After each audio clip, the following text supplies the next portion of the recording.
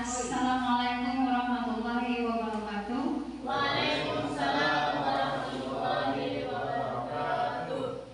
Selamat pagi buat guru-guru hebat di SDN 19 Kubu. Di sini saya sebagai moderator dari Pak Budi akan melakukan diseminasi budaya positif aksi nyata modul 1.4. Untuk pertama-tama yaitu karena sambutan yang akan disampaikan oleh Kepala Sekolah Ibu Sri Anita, SPD. Kepada beliau kami persilahkan.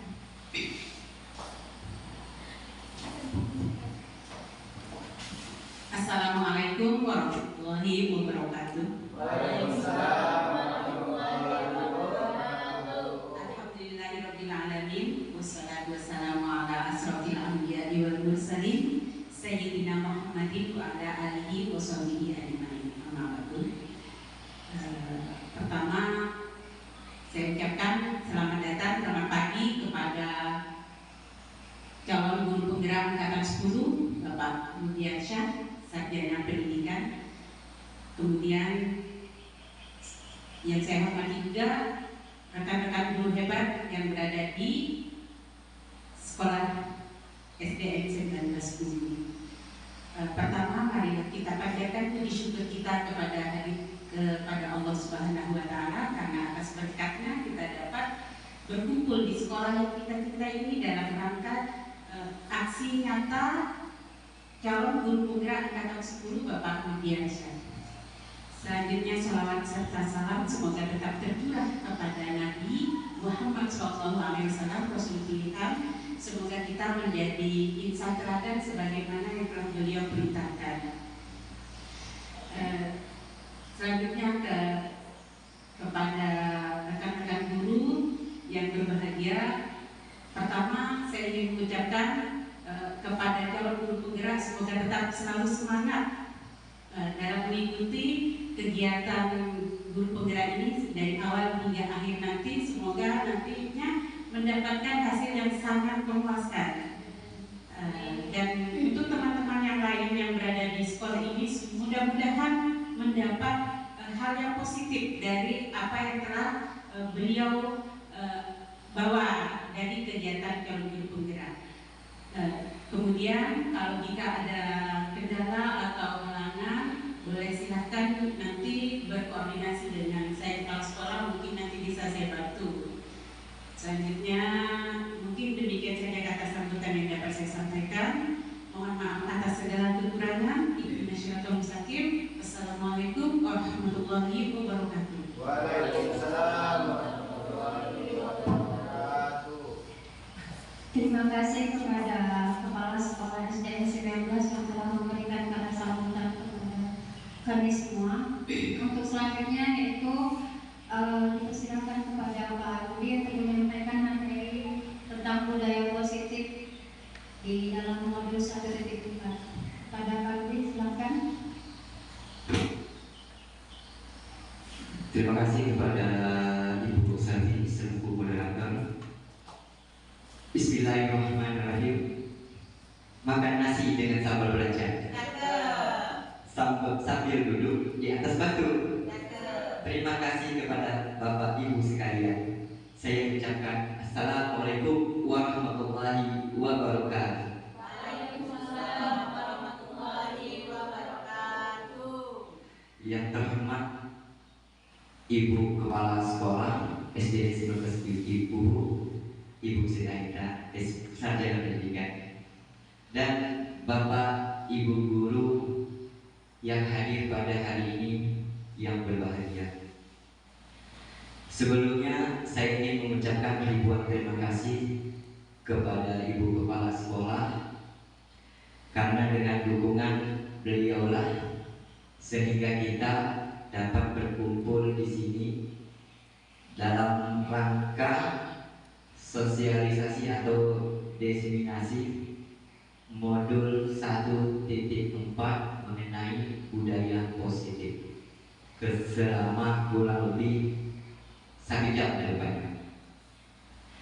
Dan saya juga berterima kasih kepada Bapak Ibu guru semuanya yang mana di tengah-tengah kesibukan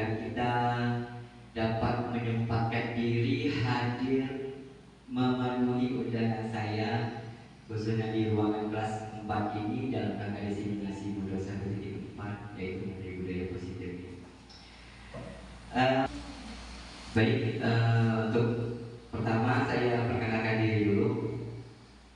Perkenalkan, nama saya Rudiansah, SPD SD, calon guru penggerak angkatan 10, SDN Negeri 19 Bubu, Kabupaten Bubu Raya.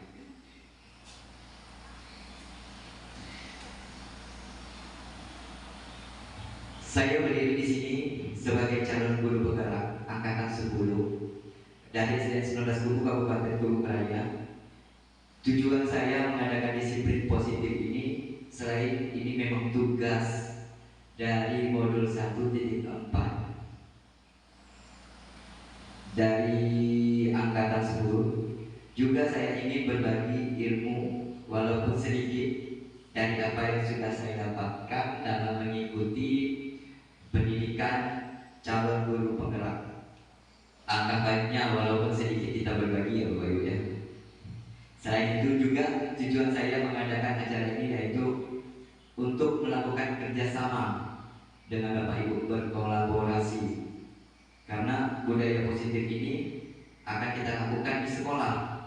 Apabila yang melakukannya hanya 1-2 orang saja, budaya positif tersebut tentu tidak akan berjalan dengan lancar.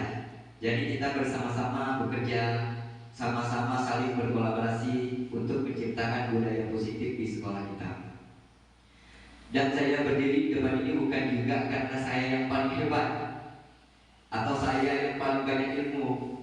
Kita kalau di senior ini kan ada lagi yang senior dari kita nih. Udah ada senior Bapak Henry Gunawan SPD GM ya. Tetapi di sini kita nih untuk belajar bersama-sama.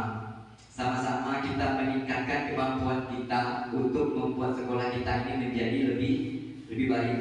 Jadi sama-sama kita sharing-sharing saja ya Bapak Ibu ya. Baik, untuk selanjutnya kita langsung saja ya masuk ke diseminasi modul 1.4 yaitu mengenai budaya positif.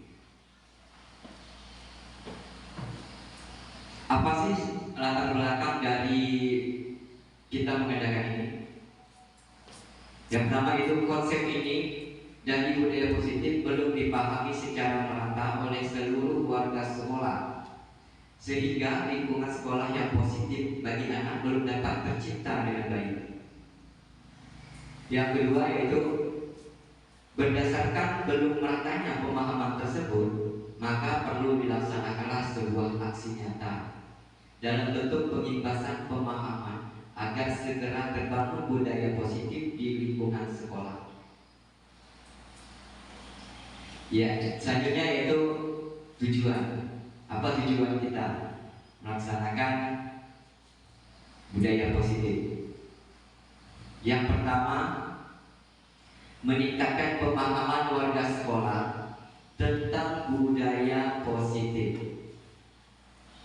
Kedua, terbentuknya motivasi intrinsik pada murid melalui pembuatan keyakinan sekolah atau keyakinan kelas.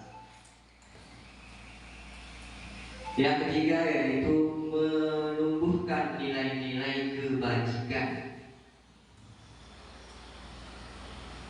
Guru dapat memposisikan dirinya sebagai control manager. Jadi nanti kita juga bahas mengenai masalah control manager ini. Ada 5 control manager.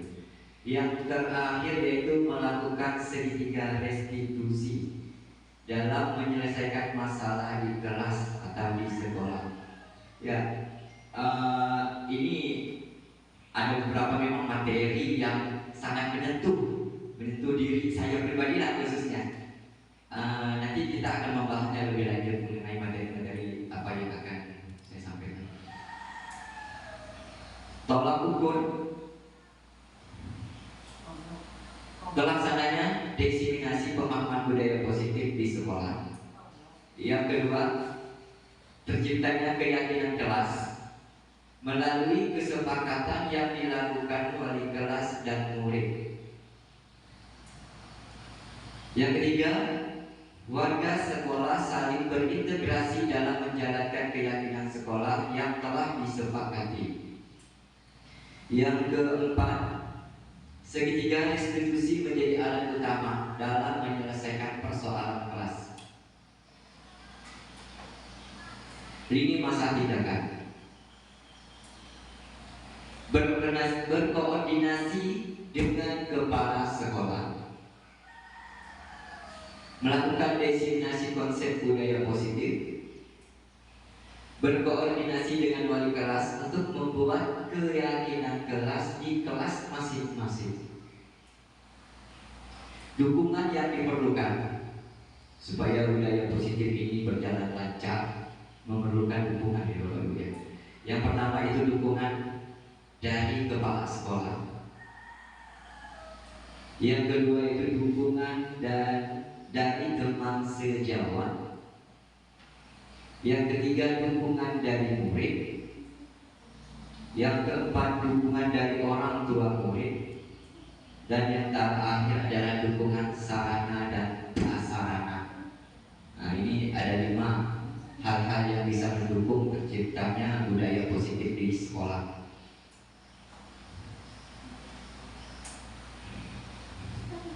Nah, gambar sahabat Bapak Ibu. KH, KHD, Ki Hajar Dewanta.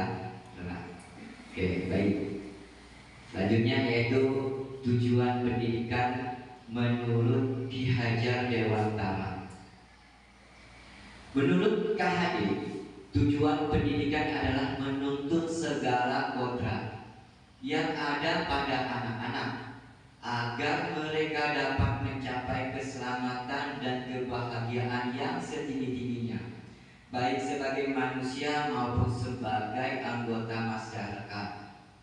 Oleh sebab itu, pendidikan itu hanya dapat menuntut tumbuh atau hidupnya kekuatan kodrat yang ada pada anak-anak agar dapat memperbaiki lakunya, bukan dasarnya, hidup dan tumbuhnya kekuatan kodrat anak.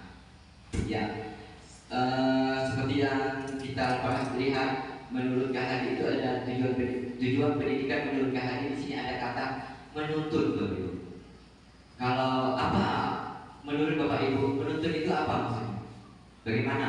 Menuntut anak itu maksudnya bagaimana? Menuntut sama dengan membimbing. Iya, membimbing. Ada lagi yang lain Bapak Ibu? Atau ya memberi arahan, membimbing, memberi arahan. Oke, itu menuntut. Kita lanjut.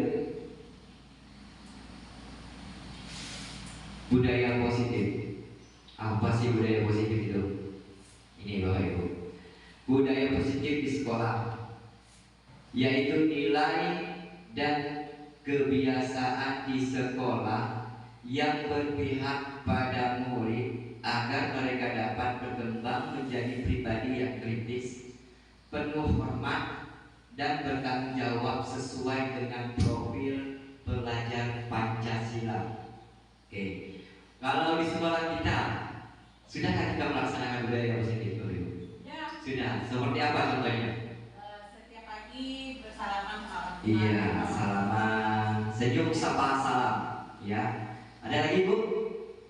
Selain itu, Buang sampah pada tempatnya. membuang sampah pada tempatnya. Mungkin berbaris sebelum masuk di depan kelas ya Ibu ya. Selain itu, Berdoa sebelum belajar. iya, berdoa sebelum dan sesudah belajar. Banyak budaya positif. Ini harus kita pertahankan, bahkan dikembangkan. Kalau dapat budaya positif ini yang baris depan kelas, kemarin hanya kelas 4, kelima, mungkin nanti besok lusa Anda mempelajari budaya positif, semua kelas melakukan. Baik Bapak Ibu, sekarang kita masuk konsep utama budaya positif. Nah, jadi budaya positif ini mempunyai 7 konsep untuk bisa dilakukan di sekolah, yang terdiri dari yang pertama, perubahan paradigma belajar. Yang kedua, disiplin positif. Yang ketiga, kebutuhan dasar manusia. Yang keempat, memotivasi perilaku manusia. Yang kelima, restitusi posisi kontrol guru. Yang keenam, keyakinan kelas. Dan yang terakhir, yang ketujuh, yaitu segitiga restitusi. Kita masuk ke poin yang pertama dulu, yaitu perubahan paradigma belajar. Dalam membangun budaya positif, sekolah dapat menyediakan lingkungan yang positif, aman dan nyaman, agar siswa mampu berpikir, bertindak dan mencipta dengan merdeka, mandiri dan bertanggung jawab. Disiplin sangat berkaitan dengan kontrol guru terhadap siswa. Benar tidak Bu? Disiplin itu sangat berkaitan dengan kontrol guru terhadap siswa. Tapi sebenarnya tergantung lagi sebenarnya, tergantung dari siswanya mau dan dikontrol. Karena kan siswa ada yang mau dikontrol, ada yang tidak mau dikontrol. Kalau dia dikontrol, di sini terdapat sifat seperti memaksakan kehendak. Jadi siswa itu yang mau dikontrol itu tapi harus mengikuti permintaan atau perintah dari guru, sehingga dia bisa dikontrol. Tapi ada yang sebaliknya, ada yang tidak mau dikontrol. Kita lanjut. Ini ada sejenis games, bisa dikatakan games juga ya. Anda dan teman Anda akan melakukan kegiatan. Cobalah buka. Nama permainannya tuh cobalah buka. Anda adalah A. Tugas Anda adalah mengepalkan salah satu tangan Anda. Coba Anda bayangkan bahwa Anda menyimpan sesuatu yang sangat berharga di dalam kepala tangan Anda itu. Anda perlu menjaga benda tersebut sekuat tenaga Anda karena begitu pentingnya untuk kehidupan Anda. Itu yang Anda yang sebagai A. Terus ada lagi tugas yang rekan Anda sebagai B adalah mencoba dengan segala cara untuk membuka kepala tangan Anda. Seandainya nih Bapak Ibu ini menjadi yang A, ya menjadi Anda yang menjadi A, berarti Anda yang menggenggam. Mau tidak Bapak Ibu membuka kepala tangan Anda? Tidak. Alasannya apa? Saya menjaga agar tidak diambil orang lain. Karena menjaga agar tidak diambil orang lain. Ya kan Bapak Ibu? Ada yang membuka atau tetap menutup walaupun dipaksa, walaupun dibujuk, nanti Bapak kasih kue, atau mungkin dia hardik, mengintimidasi, memarahi, nak membuka, ya kan? Terus walaupun ditawari ya membuka kepala tangan tadi, ada mungkin ada yang nggak mau, tapi mungkin juga ada yang mau. Oke, lanjut kita ke paradigma belajar. Perubahan paradigma belajar menurut Dr. William Glaser. Jadi perubahan paradigma teori kontrol, ilusi kontrol. Ilusi kontrol. Apa saja yang tertera dalam ilusi kontrol menurut Dr. William Glaser? Yang pertama yaitu ilusi guru mengontrol murid. Ya ini tadi ilusi guru mengontrol murid. Kadang guru itu kan merasa bahwa murid itu bisa dikontrol, seperti yang tadi genggam kepala tangan tadi. Kalau tidak mau dibuka, nanti dimarah kepala tangan dia. Sama juga setan guru merasa murid itu bisa dikontrol. Tapi yang kembali lagi tadi, apakah muridnya mau dikontrol atau tidak? Kembali lagi ke pribadinya. Itu ilusi guru mengontrol murid. Yang kedua yaitu ilusi bahwa semua penguatan positif efektif dan bermanfaat. Ya, ilusi bahwa semua penguatan positif efektif dan bermanfaat. Yang ketiga, ilusi bahwa kritik dan membuat orang merasa bersalah dapat menguatkan karakter. Ya, maksudnya seperti ini. Ilusi bahwa kritik membuat orang merasa bersalah dapat membuat karakter.